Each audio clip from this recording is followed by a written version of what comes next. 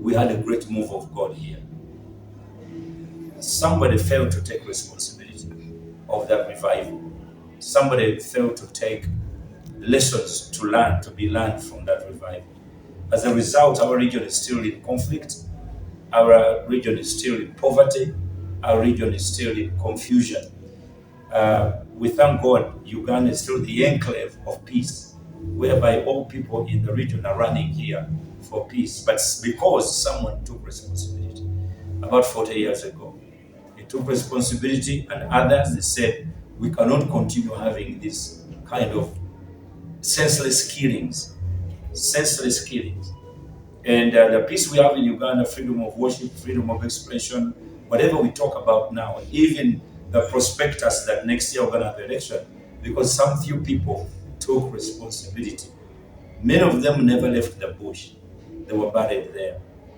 But they were young, they were energetic, they had hopes, and they lost their lives. And without taking personal, community, national responsibility, it's very difficult for people to emancipate themselves and develop themselves. That's why in the region here, when I first came here nearly 20, 25 years ago, Kabaka's lake was larger than it is now. It has diminished. It's no longer a lake. It looked like a pond. And because of the poor drainage system.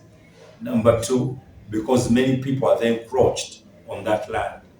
They lie, they pretend they have titles, they're entitled to have those places, and yet they don't have it. So I want to thank the Katikiro of Uganda, Charles Peter Maega Wechitiibwa. When I called him concerning, he responded positively, and also he gave me the minister, Dr. Anthony Wamala, and we met here. They came to the church with the entire team. And I told them the mitigating factors of helping that lake, number one, because they build all the drainage across the city and all the water are going to end up here. So the first mitigating factor is to dig a breezer so that all the water, that however dirty it is, it just goes into that breezer first.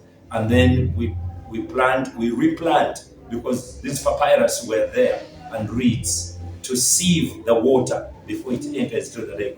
So the work is ongoing, and I'll ask you to go there and see.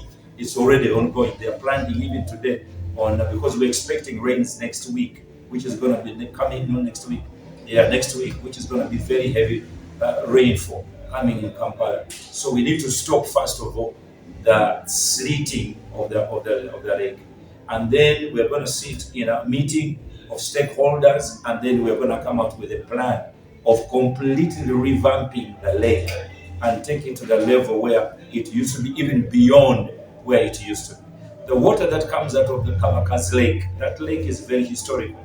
The water that comes out of that Kabaka's lake finds itself underground into Lake Victoria. So we may think that it's just the problem is here in Kabaka's lake, but then the bacteria and the parasites will go under the water undetected, and they find themselves in Lake Victoria, into a fish. You buy the fish, and here you are. You develop a disease where nobody has. So cleaning and taking care of the lake